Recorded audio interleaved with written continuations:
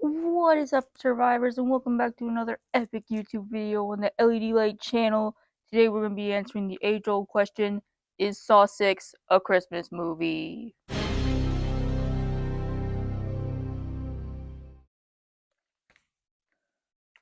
I'm just kidding. It's not about that. I have a lot to say about Saw 6, and I would like to talk about it if you'd like to join me. I'm assuming this video is going to be viewed exclusively by people in my immediate friend circle and maybe a few people on the Saw subreddit. So I don't really need to say how much I love the Saw movies, but just in case someone who doesn't know me is watching, I really like the Saw movies. Last Halloween, I made a reverse bear trap. I made this myself out of cardboard, and it opens. I spent about 2 weeks making it, and I'm very proud of it. Please like it. Sound off in the comments that you think I'm really cool and creative. I will start by saying that if you've seen Saw 6 and you're a member of the Saw fan community, you will probably be seeing a connection between the movie and recent events. In like a little news clip thing. I am not going to be the one that gives you all the information about the adjuster. I will just say that I support him. I'm not going to pretend that this wasn't inevitable, because if the working class has no recourse for like a peaceful revolution, then a violent one might be necessary. I don't think it should go back to the way it was. The way it was has killed so many people, and that is probably all I'm going to say on the topic, but I am making this video about my fixation now because it seems topical. So if you're here because you were looking up YouTube videos about the assassination and found this and you don't know what Saw 6 is, I will explain it. Piranha. If you're not familiar with the Saw franchise as a whole, it is basically about the Jigsaw killer, who is not the puppet. The puppet is not alive. It's not a franchise about a killer puppet, as it seems a lot of people think. That's probably based on like the way they market the movies. But it's not. The puppet's name is Billy. He's just a guy. The real Jigsaw killer is a variety of people throughout the series. Essentially, the Jigsaw killers view themselves as sort of vigilante, a source for like positive change in the world. Now, this is not entirely true, but that is how they see themselves. And they put people who have done wrong or are bad people, or people who do not value their lives in some cases, in life or death traps in the hopes that they will either die, or if they survive the trap, they will have a new outlook on life and will be changed people and will value their lives, basically. That's basically the premise of the franchise. If you want, I could talk about the other movies, but my favorite, and the one I want to talk about today, is Saw 6. And we will get into that now. Piranha. Saw 6 follows the trials of one man named William Easton, who is the Senior Vice President of Claims. As Senior Vice President of Membership and Claims, he's not the CEO of the company, but that distinction doesn't really matter when you want to tie it into current events. He has a lot of power in the company, and he is in charge of approving and denying every people's claims. And at the beginning of the movie, not a good guy.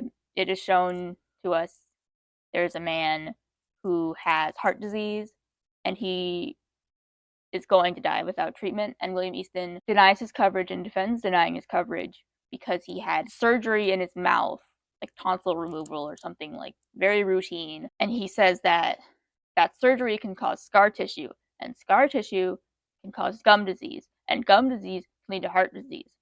Any type of oral surgery is going to leave scar tissue. Scar tissue can lead to gum disease, and as you well know, gum disease can cause heart disease. And because Harold, that's the guy's name, because Harold didn't disclose that mouth surgery, his claim is denied because he withheld a pre-existing condition or whatever the logic is. So William Easton's not a very good guy at the beginning of the movie. I say at the beginning of the movie because I think this is one of Jigsaw's only like successful lessons. But we can get into that later. William Easton's archetype is basically big businessman. He lives a cushy life. He's the head of the company. He's got a big, giant office with giant windows. He has a huge desk.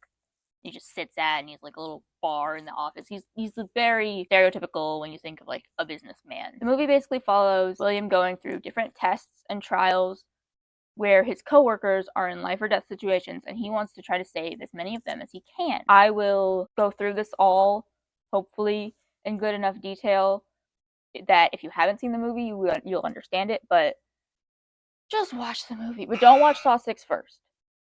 That will spoil so many things about the franchise. Do not watch Saw 6 first.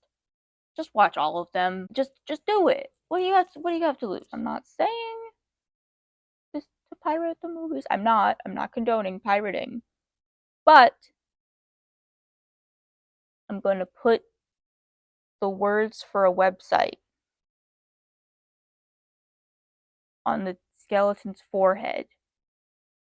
Pretty small. If you wanted to find the movie, he's going to be right there. Piranha. The opening scene of the movie after the cold open, which is a different group of people in a different trap that is not related to our main core cast of characters, so I won't be talking about it, even though Pound of Flesh Trap is awesome, and if I make more videos about the Saw franchise, I will talk about it. But for right now, after that scene happens, we meet William Easton, and he is talking to his company's lawyer or something, and the man that had heart disease, his family is suing the insurance company. So she is going over his deposition and trying to make sure that he looks good. They have a very like nice, flirty-ish relationship. In this opening scene, we're being introduced to the characters that we'll see throughout the movie. So you're gonna want to remember these faces. So we meet Debbie, who's the lawyer. We meet Addie, who is a secretary. We meet the file clerk, Alan. We meet the dog pit, which is a group of 6 people who all sit in a really little tiny cubicle, and they find the errors in the insurance policies to save the company money and deny people coverage. We also meet Hank, a janitor. William has an upwards of friendly professional relationship with everybody, except he seems to think that him and Hank are friends, but Hank does not seem to like Mr. Easton. This scene, I think, is just really good. It shows the characters, their relationships, yada yada. Piranha. This movie, The Jigsaw Killer, is John Kramer.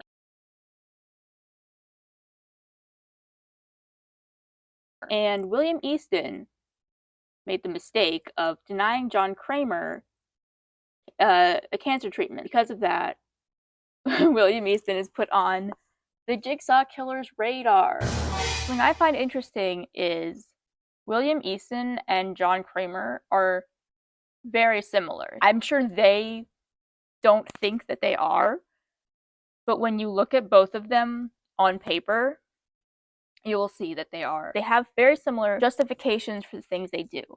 For example, William Easton, when Harold is like, why would you deny my coverage? Like, this is awful, you're a terrible person. He tells Harold that those are just the rules. That's how the policy works. It's just policy. Those are the rules. And Jigsaw's games are very dependent on following the rules. You have to play by the fucking rules! Those are the rules, Harold. You have to follow the rules. If you don't break the rules, you'll die. If you follow the rules, you maybe might live. William Easton says people think we're the bad guys because we deny a bunch of claims, but we also help a lot of people because we provide healthcare. He says, like, think of all the people that we we save, you know? John Kramer probably also thinks that way because he has had a couple of people survive his traps, and they do have a new outlook on life. They're both murderers, but not really. Killing is distasteful to me. And probably also to William Easton. They don't literally stab people, but people die as a result of their actions. Often. Piranha. Each trap that William Easton goes through throughout this movie says kind of a different thing that I want to talk about. So I will go through all of them one by one and say the thing that I noticed about them. And then at the end, I'll kind of like connect it to like a bigger moral, I guess. First trap William wakes up in doesn't really have a name in the fandom as far as I know. So I'm just going to call it the hold your breath or get squished trap. The hold your breath or get squished trap, as the tape explains, is hold your breath and there's a pump. So every time you breathe, the pump goes like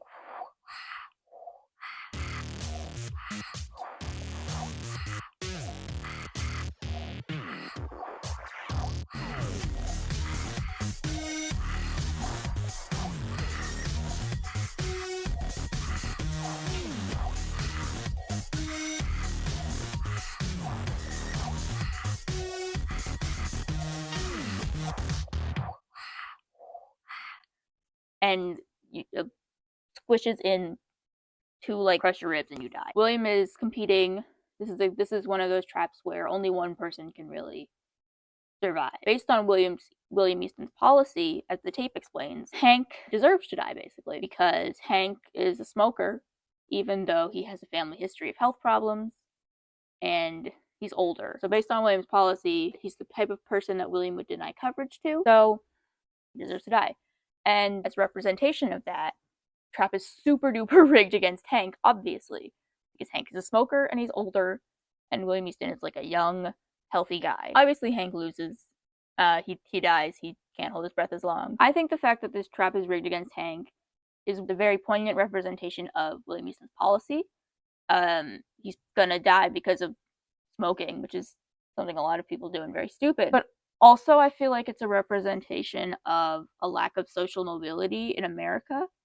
Hank is a janitor. He's, you know, lower class, working class, and William Easton is a big business boy. Because of this, and in like American society, Hank is probably not gonna be able to pull himself up by his bootstraps. Hank's probably not gonna be a big business boy. The illusion is that William and Hank are in the same place. You know, they have an equal chance of succeeding. Maybe Hank could, but that's probably not gonna happen, because moving up in the social economic class ladder is very difficult. This trap is a representation of that. Obviously, I'm overanalyzing this movie. I don't know if the people who made this movie were thinking about American capitalism and social mobility, but I'm a sociology student and I like to overthink things. I think it's fun. I'm just going to pretend that this movie says way more about society than it does. Another thing that happens is during this trap, Hank pees his pants, and obviously this is very embarrassing. It has the same energy as the scene where William like gives Hank playful like slap on the back and it's like, yo, we're friends, and Hank is just like, ugh. It's the same level of like an inherent lack of authority and power in your position. Hank being a janitor is the same like level of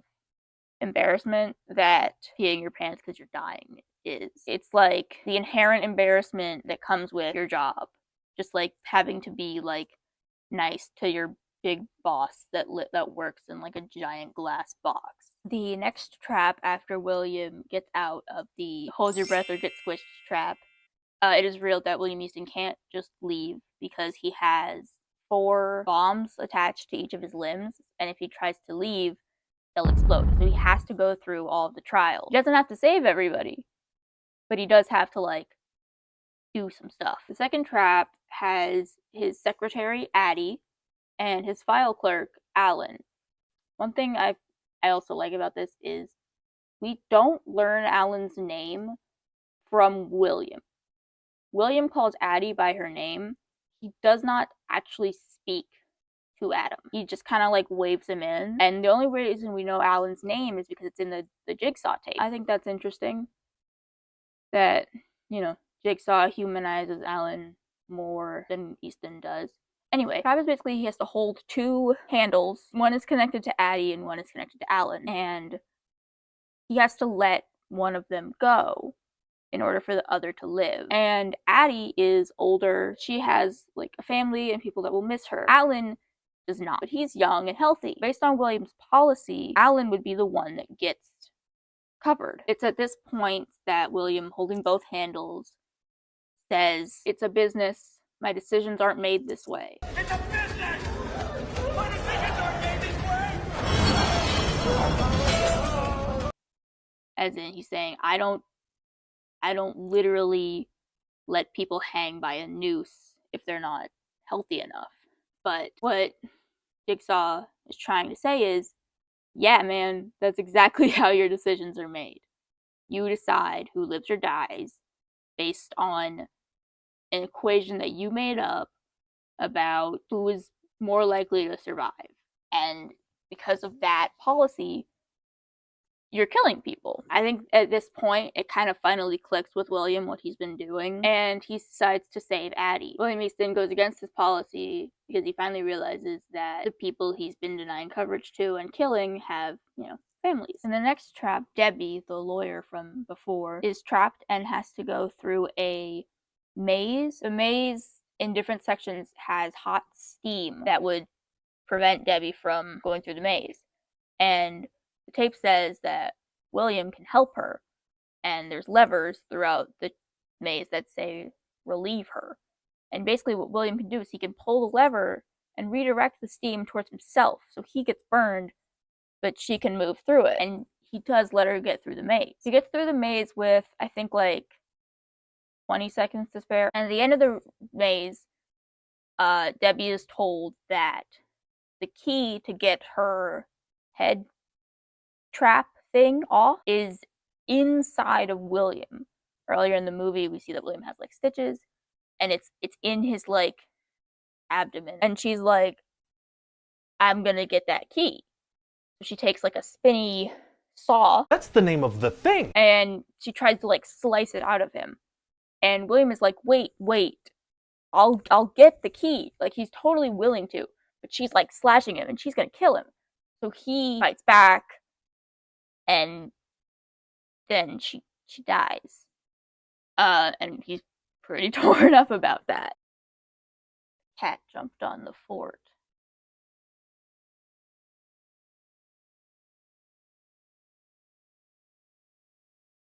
I guess it's fine. Okay.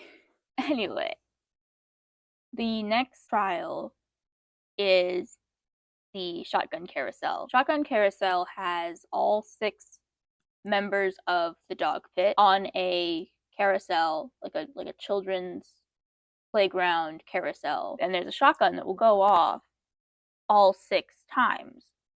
But Easton can save 2 people if he gives a sacrifice shown by the blood on your hands, like kind of literally. He like gets like stabbed in the hand. Everybody in the dog pit is trying to, fight for their lives. And what they know about William Easton is he made this policy to, see who's most worthy of life. One guy says, "I'm the best for the company. I do the most claim denying." Somebody else says, "My parents are rich. They can give you whatever you want." But one woman says, "I have kids. Will, you know them. You know I have kids. You've met my kids." And William saves her. Upon seeing that lady got saved, they start coming up with more family-oriented excuses. One woman says, "My parents are sick. I'm all they have. I'm taking care of my sick parents." One girl says she's pregnant. The other woman who gets saved is a woman whose parents are sick and she has to take care of them. I don't know why exactly William didn't save the one who said she was pregnant.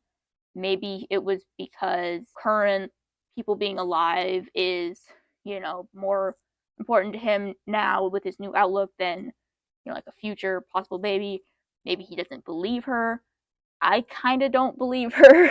I think he's probably just making up stories so that he saves her. And then the last guy, he's like, oh, well, you saved 2 people. I'm screwed. The carousel's spinning. He's like, it's gonna get to me. Oh, well, that's it, isn't it? It's over! You motherfucker! And so he says, your policy sucks. I don't like you. You know what, William? Your policy, it's bullshit! Fucking bullshit!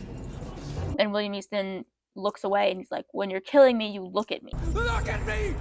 When you're killing me, you look at me! And I think that means a lot to William, probably because William has never looked at the people he's been killing. He just denies their coverage. He's never been confronted with the reality of what he's been doing. After William has gotten through all 4 of those trials, he finally gets to see his family. Throughout the movie, he's trying to get through the traps as fast as he can. This is a spoiler. This is the plot twist. So stop watching if you haven't seen it. Throughout the movie, we've been watching a mother and son. The son is actually Roderick from Diary of a Wimpy Kid. So I'm going to call him Roderick. I don't remember his name in the movie. It might be Brent or Brett or Brad. It's a stupid name. I'm going to call him Roderick because that's who he is to me. Oh, so yeah, we're watching those 2, and they're in a cell, and there's a giant vat of hydrofluoric acid, and there's a lever that says live and die. And then on the other side, or in a different room, there's a reporter lady. I think her name's Jen. I'm gonna call her Jen. I don't feel like Googling her name. And she's been reporting on Jigsaw. She's been glamorizing the story, because that's her job. We watched those 2 people, and they're watching on a screen as Easton goes through all the trials. Because Roderick and his mom both have kind of dark hair, just like Easton, you think that that's his family. His family is actually the blonde reporter lady, because she's his sister. Roderick and his mom are actually the family of Harold, the guy who had heart disease, who died. William Easton is now being confronted with the family members of essentially the man that he killed. Which, first, by the way, he finishes all 4 trials with 20 minutes left.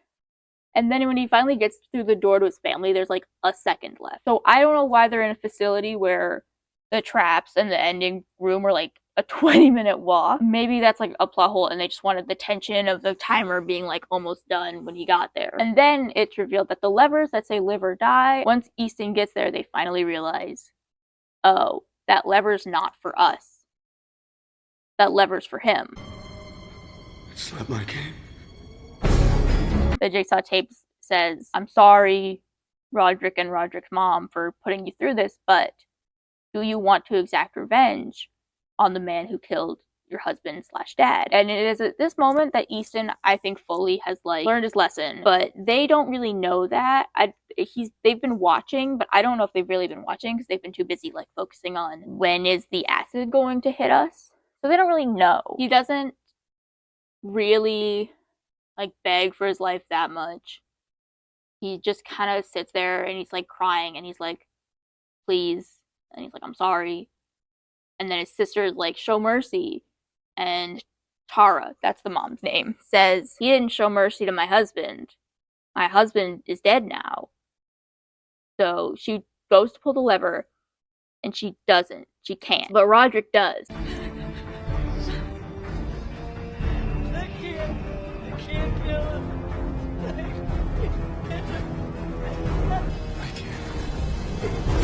No, Brad! You killed my father, you motherfucker! Arguably, one of the worst, most painful, most gruesome deaths in the whole franchise happens. Easton is injected with the hydrofluoric acid after a pretty long time, 10 seconds, I think. The lower half of his body just falls off with a sploosh. It's pretty gnarly.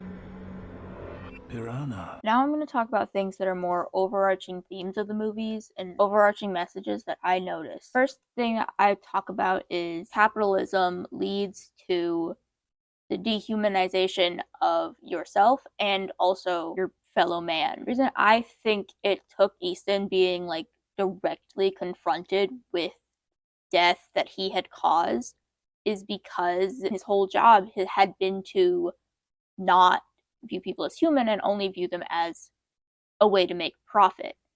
once he realized that people are people, he, you know, changed his tune a little bit. And I don't necessarily think that that is because he's a bad person. I think capitalism can make bad people out of anybody because of the way it is made. When you're made to see people as products or like producers, it skews your perspective a little bit, and that's why it's one of the many reasons that capitalism sucks. I'll put links in the description to the Marxist idea of estrangement of labor if you want to like learn more about it. This was more of an idea that I came up with, and then I realized that there's actually academic social theory to back it up. That's kind of my main takeaway from the movie is the perils, I guess, of capitalism and seeking profit above all else. It's not just a corrupt system, it corrupts people. William is so like desensitized from the like death that he's causing. He doesn't even like think of himself as being the cause of that, but he is. And I think if Roderick hadn't pulled that lever, William would have advocated for social change. I think he would have tried to like change his company from the inside and with his position of power that he had. But then they probably would have like fired him because they wouldn't have been making as much money. And then I think he would have inside knowledge of the way insurance companies works, and he could have been a powerful like advocate for change outside of the company, like within like social movements that like already exist. Obviously, I don't like know that, but I like to think that. I love the Saw movies. I love Saw 6. Saw 6 is my favorite Saw movie. It's probably in my top 5 movies. I guess the point of this video is I wanted to talk about my favorite Saw movie. I wanted to talk about capitalism. I wanted to talk about leftist stuff. Hopefully somebody, you may be watching this, are not one of my friends or somebody from the Discord or somebody in the Saw subreddit. Maybe you're like a normal person, and if that's the case, give this video a like. I'll make another one maybe within 6 months. I've been thinking about making a video about The Substance. I really like that movie. Anyway, I'm LED Light. I hope you enjoy. I've been calling this skeleton George. He's kind of cool. He can like bend all of his little legs and stuff. So is that cool? Do we like the setup? It's a pillow fort. Oh, my eyeliner is sparkly? That's kind of cool, right? We like that. I did my makeup nice.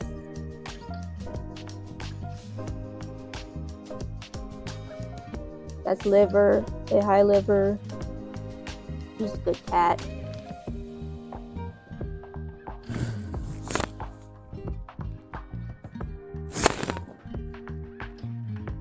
Oh, he's just sitting there. We'll see how much of that yapping I keep in the edit.